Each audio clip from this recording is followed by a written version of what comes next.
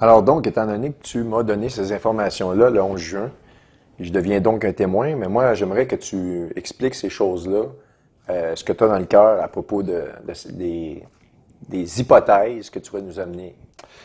Bien, Richard, merci beaucoup. Donc, pour ceux qui ont suivi la partie 1, on débute maintenant la partie 2. Donc, on vous a laissé sur voilà ce qu'on en pense de l'entente qu'on parlait dans la partie 1 de paix.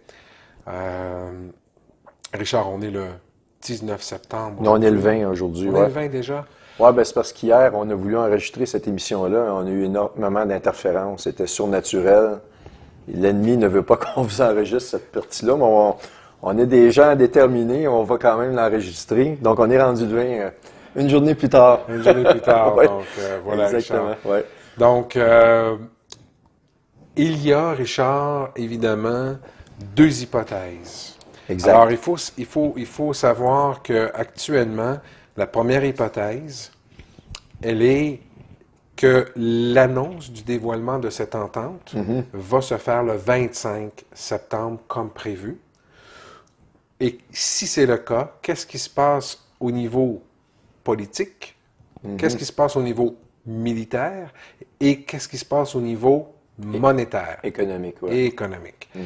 La deuxième hypothèse, Richard, c'est s'il fallait que cette annonce de cette entente soit délayée dans le temps, reportée, on va regarder rapidement qu'est-ce que ça a comme importance au niveau politique, au niveau militaire et au niveau monétaire. Donc, deux scénarios ici que tu as. Il y a deux scénarios. Richard, il y a un troisième scénario qu'on discute depuis un bout de temps. Et je pense que ce troisième scénario, je pense qu'on va faire une cassette après tout ça ou une vidéo.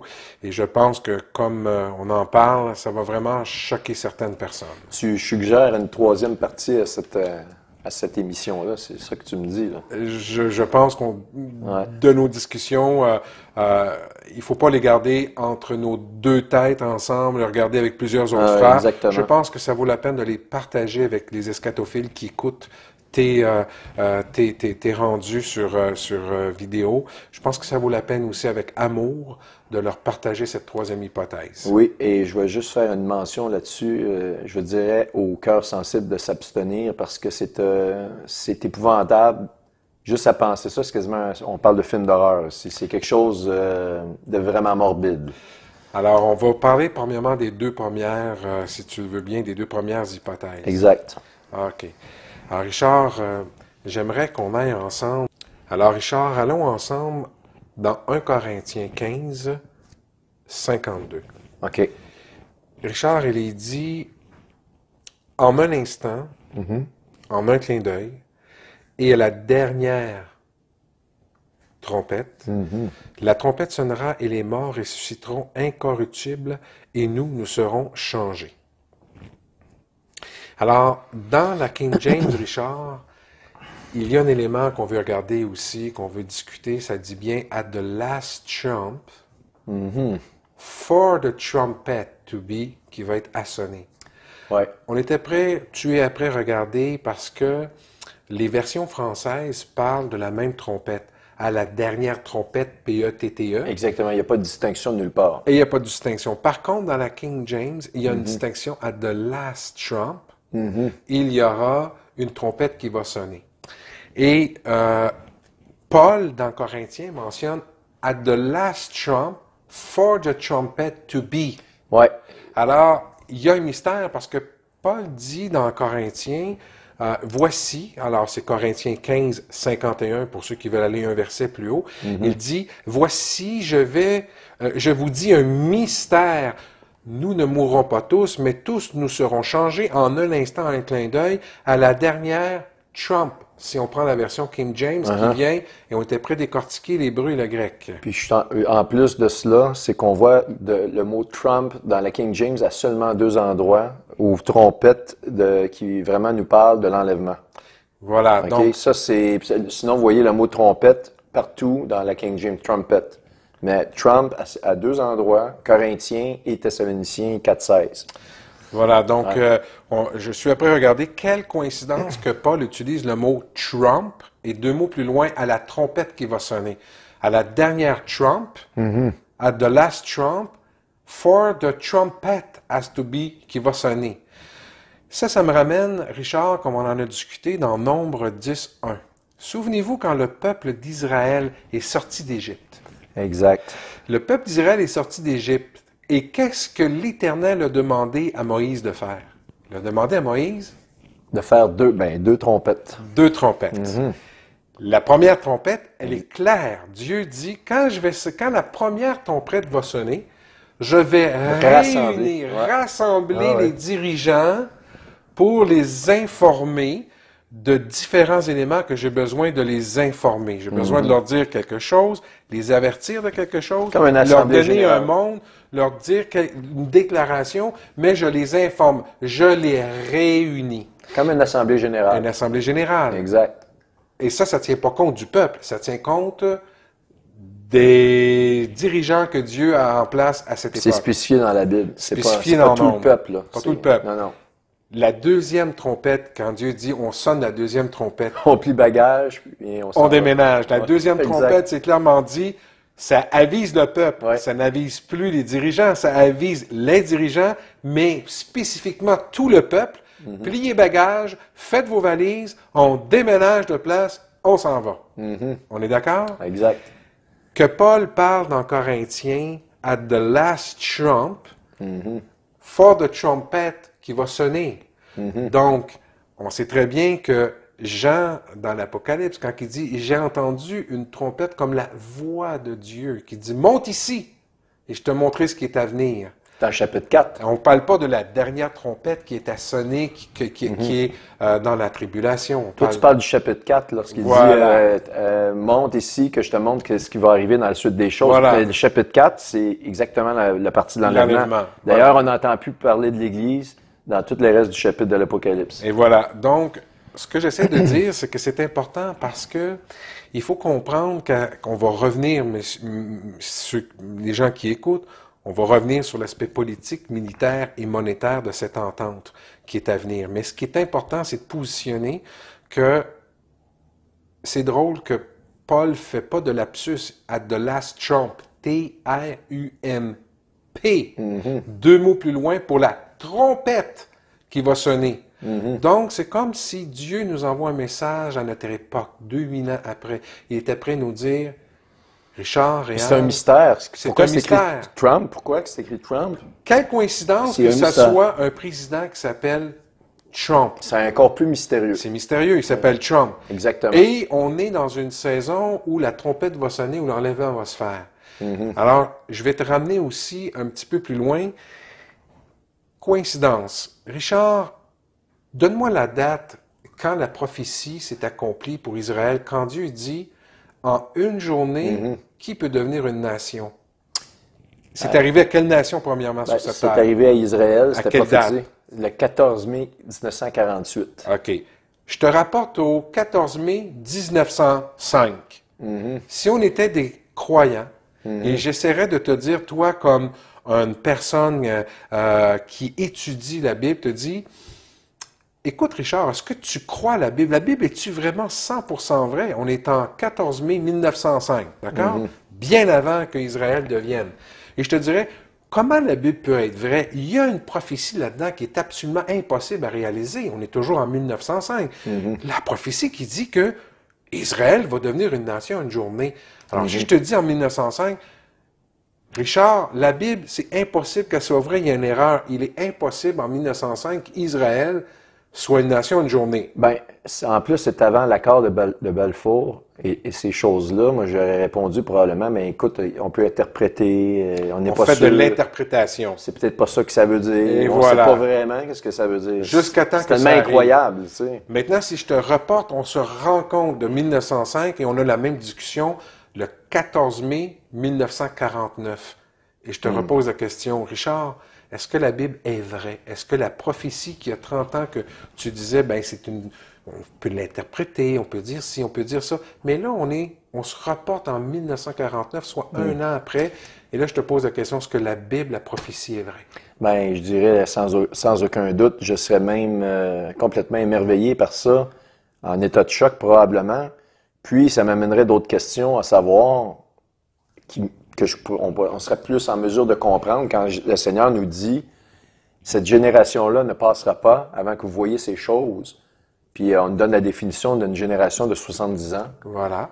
Je pense qu'on est vraiment, vraiment, vraiment rentré dans des temps prophétiques. Alors, pourquoi on revient là-dessus? Parce que est-ce que ça te sonne des trompettes dans ta tête? Absolument, ça me Et je t'explique. Ouais. La coïncidence avec Corinthiens, que Paul parle de trump, at the last trump, for the trumpet qui va être à sonner. OK? Donc, quand Dieu voulait faire quoi avec son peuple, il sonnait la première trompette dans l'Ancien Testament, il amenait tous ces gens, ces prêtres, il leur donnait les instructions. Si le peuple avait à changer de place, la deuxième trompette sonnait, et là, le peuple s'était « Faites vos bagages, on s'en va ». Ça, c'était dans l'Ancien Testament. Alors, je vais te rapporter comment Dieu est merveilleux. Le 14 mai 1948, Dieu est merveilleux. Il a fait retentir 2 trompettes que personne voit, que personne comprend aujourd'hui. Mais écoutez bien, le 14 mai 1948, frères, sœurs, il y a 2 trompettes qui sonnent depuis 70 ans. Il y a la première trompette de Dieu, quand Dieu appelait ses prêtres à l'époque des Juifs pour les enseigner, pour leur dire qu'il y a quelque chose qui s'en vient. Les Juifs, en 1948, la première trompette est sonnée. Ce sont l'horloge du monde qui dit une saison est commencée. La saison de la fin est commencée parce que les prophéties qui vont se réaliser sur le peuple juif, nous avons qu'à regarder et la saison est commencée et on connaît la fin de la saison. Exact. La deuxième trompette, Richard, tu dois t'en douter, en 1948, quelle est celle qui sonne quoi? C'est l'Église. L'Église s'est vraiment réveillée. Ça a fait tout un émoi. Puis, parce que c'est une prophétie clé. Si on retourne avant 48, on va parler de la Deuxième Guerre mondiale, Adolf Hitler. Les Juifs, là, ils se faisaient décimer. C'était de noirceur incroyable. Et beaucoup de personnes ont pensé que c'était la fin. On était dans les temps de la fin. Et que probablement même que Adolf Hitler pouvait être l'Antéchrist. C'était épouvantable. Mais pourtant, il y avait une prophétie clé qui devait arriver, qui était sûre, c'était pivot, c'était justement la création d'Israël en un jour. Alors, tant que cette prophétie-là n'était pas arrivée, on aurait pu vivre des moments très sombres dans la société. Mais l'Église ne pouvait pas s'exprimer tant que ça ne s'était pas arrivé. Elle pouvait s'exprimer, mais c'est une prophétie majeure. C'est une prophétie majeure, puis ça amène la clé, justement, Jésus nous parle de cette génération-là. Mais de quelle génération il parle? Mais là, on sait que c'est la génération... De la dernière saison. Oui, et qui ont vu la formation de leurs yeux, qui ont pu retoucher au mur des lamentations, retoucher à la terre promise, de leurs yeux, de leur vivant. C'est cette génération-là, dans le fond, c'est incroyable, je t'en parle, puis j'en ai des frissons, là. Alors, en 1900, cher ami, le 14 mai 1948, il y a 2 trompettes qui ont commencé à retentir dans le monde entier. La première trompette, c'est la création en une journée, la réalisation de la plus grande prophétie. C'est l'instauration de la nation juive, qui, à partir de là, sans le savoir, les Juifs ont commencé à sonner la première trompette, comme dans Nombre 10. Exact. Dieu, maintenant, a commencé le début de la dernière saison de la fin. Alors, les Juifs sont ceux qui nous rappellent, en fait, les Juifs sont ceux qui nous donnent l'horloge de cette dernière saison que nous vivons actuellement. La deuxième trompette qui sonne aux côtés des Juifs, c'est l'Église qui dit « Repentez-vous, repentez-vous, faites vos bagages, faites le clean-up dans vos vies, faites le clean-up dans vos familles, parce qu'on part! » Oui, c'est un grand rassemblement que ça a fait. Ça a créé un rassemblement. Alors, l'Église est celle qui crie la deuxième trompette et les Juifs sont ceux qui crient le ralliement, c'est-à-dire nous avons des instructions de Dieu. Les instructions, ce sont ceux que nous lisons dans les 70 ans que Dieu dit « Voici ce qui va se passer sur mon peuple et pour vous, Église, regardez l'horloge de ce peuple-là et vous allez connaître la saison où vous êtes. » Exact.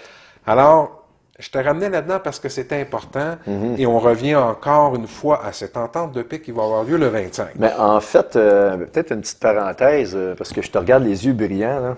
Puis moi, j'en ai parlé dans des vidéos. D'ailleurs, ce que tu parles des 2 trompettes, j'ai fait ça, je pense, dans Alerte Rouge 2. Dans Alerte Rouge 2, j'ai vraiment une section, justement, où je parle des fameuses 2 trompettes-là de Nombre 10-1. Mais aussi, je te regarde les yeux, je me dis, The Last Trump, T-R-U-M-P. P. Écoute, tu n'es pas en train de me dire... 2000 ans après, c'est extraordinaire. Parce qu'on a un président qui s'appelle Trump. On sait qu'il ne devrait pas être là. On sent que c'est Dieu qui l'a mis là. Qu'il y a une force surnaturelle qui l'a mis là parce qu'il s'en va contre mère et mari. Et voilà. On sait qu'on est dans un monde vraiment très, très noir. Donc, si tu vas contre mère et mari, normalement, c'est parce que tu nages comme dans le noirceur. On s'entend, OK? Oui. Et moi, je pense qu'il nous amène il précipite toutes les prophéties de la fin. On a juste parlé des 2 ailes, comme dans la première partie, 2 ailes de l'aigle, de nez. Greffé dans Apocalypse 12 pour les gens. 12, oui, 12 versets, peut-être 13, 16, je pense, mais... Écoute, Trump, la dernière trompette, c'est parce que, juste faire une parenthèse avant que tu commences avec tes hypothèses, Daniel 8. Oui. Daniel 8, écoute, ce que ça me dit... Mais avant que tu ailles dans Daniel 8, je peux-tu t'interrompre, oui, Richard? absolument. Il y a un élément qui est important. J'aimerais qu'on en parle avec les gens qui nous écoutent. J'ai beau chercher, j'ai beau te poser la question, toi qui es un fin renard pour trouver des choses dans la parole de Dieu, des choses que les gens ne voient pas. Il n'est pas écrit, parce qu'on va revenir, on dit, voici ce qu'on en pense de l'entente de paix du 25. Je sais que depuis le début, on parle un peu de plein de choses, mais c'est pour amener les gens dans une philosophie où le 25, il y a une annonce qui est faite, puis on parle d'une entente de paix. Genre, nulle part dans la parole de Dieu, c'est écrit que c'est une entente de paix. Il n'y a pas le mot entente de paix. Effectivement, je n'osais pas te le dire, mais là, on va mettre tout de suite quelque chose au clair de nos auditeurs. Lorsqu'on dit entente de paix, on veut juste faire les choses simples, mais il n'y a pas d'entente de paix. On parle d'un deal, il va y avoir une entente quelconque. Une entente à plusieurs qui va être confirmée par quelqu'un qui s'appelle l'Antichrist. Exactement. Pas nécessairement une entente de paix, c'est parce que probablement l'entente de paix vient parce qu'ils diront paix et sécurité. Oui. Qu'on voit aux Nations Unies, qui est un des slogans numéro 1, For Peace and Safety. Mais la Bible nous dit, lorsqu'ils diront paix et sécurité, une ruine subite va s'abattre sur eux. D'ailleurs, le 25, je pense qu'hier, tu avais des nouvelles. Hier, on était le 19 de Nikki Haley. Oui. Elle avait pas infirmé. Elle n'a pas infirmé qu'elle allait repousser le 25. Okay. Alors, au moment où on se parle, l'annonce, c'est toujours le 25. Et normalement, c'est aux Nations Unies, lorsque ça se produit, c'est toujours le prémisse de parler, c'est au président des États-Unis. On pense que c'est M. Trump qui va dévoiler une entente. Et là, je retire le mot paix. Parce que selon moi, c'est tout selon une entente de paix.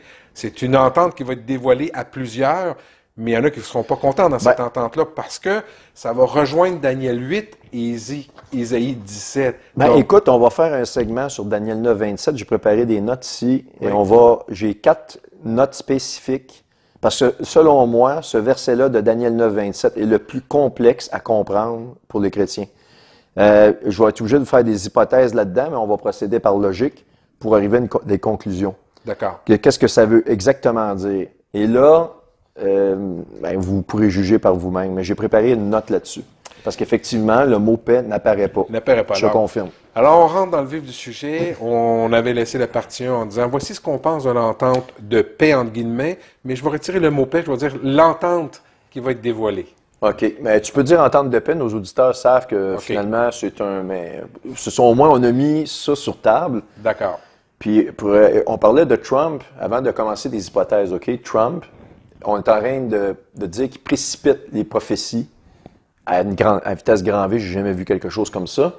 Et, juste faire une parenthèse, parce qu'on va revenir sur Daniel 8, chapitre 8, qui parle d'un animal à 2 cornes qui fait ce qu'il veut et qui va être détruit par c'est le bouc à deux cornes. Le bélier à 1 corne qui va venir le frapper. Qui va venir le frapper. C'est un bélier qui vient de l'Ouest et il a toutes les caractéristiques des États-Unis d'Amérique et de la personne de Trump. Et immédiatement après que ces choses-là, pour faire une histoire courte, parce qu'on va rentrer plus dans les détails sur Daniel 8, je vais vous expliquer pourquoi c'est les États-Unis d'Amérique, etc. Mais aussitôt que la grande corne qui vient de l'Ouest, qui serait Trump, détruit l'animal qui fait ce qu'il veut. D'ailleurs, à 2 cornes, l'Iran, ils sont dirigés par un président politique et aussi un dirigeant religieux. Donc, 2 cornes, et ces 2 cornes-là vont être brisées. C'est la Perse, et la Perse est Oui. représentée par l'Iran. Exactement, parce Wow. que c'est vraiment, on a toute la région expliquée, puis le roi nous a dit que c'est le roi de la Perse. Il n'y a pas de cachette. Mais je vais quand même expliquer ça dans les détails. Mais ça nous dit de cet animal-là qu'il faisait ce qu'il voulait. Qu'il n'y avait personne pour l'arrêter, puis qu'il battait des pattes dans 3 directions. Ça, je reviendrai dans les détails. Mais quand on regarde géopolitiquement, actuellement, on va dire, mettons, qu'il y a une entente de paix. L'Iran est complètement exclu. Et de toute manière, tu ne peux pas amener l'Iran actuellement à une table de négociation quelconque. C'est impossible. Les autres, ils ont proclamé une prophétie qui va comme suit. La Bible nous dit, ils vont dire, prenez les Juifs et on va les lancer dans l'océan pour qu'on n'en entende plus parler. Alors, ça a été proclamé par Rouhani. Rouhani, hein, c'est ça. Il l'a dit, donc il a accompli une prophétie en le disant de sa bouche. Donc, ils ont un agenda qui n'est pas caché. Eux, c'est de détruire le peuple juif. Ils ont même déclaré il n'y a pas longtemps, on va brûler leur corps, prendre la cendre, mais on va lancer ça dans l'océan. Comme la Bible nous dit des milliers d'années d'avant, une prophétie. Pour ceux qui écoutent, Richard, c'est pas toi qui dis ça, mais c'est bien parce que ça a été dit et ça a été repris dans les nouvelles de la bouche du président religieux. Pas le président, mais le religieux, le chef religieux. Exactement. Donc, ils ont démontré leur agenda. Donc, eux, une entente de paix, ils s'en cachent pas. Ils en veulent pas. Ils en veulent pas. Ils vont pas lâcher. Ils veulent détruire le régime complet. Ils veulent détruire Israël. Et c'est exactement ça. Fait que donc, ça mettait fin un peu à Daniel 8. Mais ce que je veux dire, après que la grande corne ait brisé les 2 cornes, et qui est, selon moi, un des pierres angulaires de Isaïe 17. Ça va faire partie de la guerre d'Isaïe 17, mais c'est une partie majeure de la guerre, distinctif. Et ce qui est intelligent de la parole, moi, j'en reviens pas, immédiatement, quand la grande corne détruit l'Iran, elle est brisée. Oui. Elle est remplacée par 4 royaumes. On ne va pas rentrer trop là-dedans, mais c'est la montée de l'Antéchrist. Je vais parler de la montée de l'Antéchrist immédiatement après, autrement dit, la guerre d'Isaïe 17. Vous allez avoir un nouveau régime du jour au lendemain qui va vous être imposé. Donc, on revient toujours, on n'est pas encore rentré dans l'hypothèse, la première hypothèse, parce que là, on parle de choses qui est important que les gens entendent. Mais ce que tu viens de dire, si j'ai bien compris, je le résume pour ma compréhension, puis ceux qui écoutent, tu relis fortement Daniel 8 avec Isaïe 17. Absolument.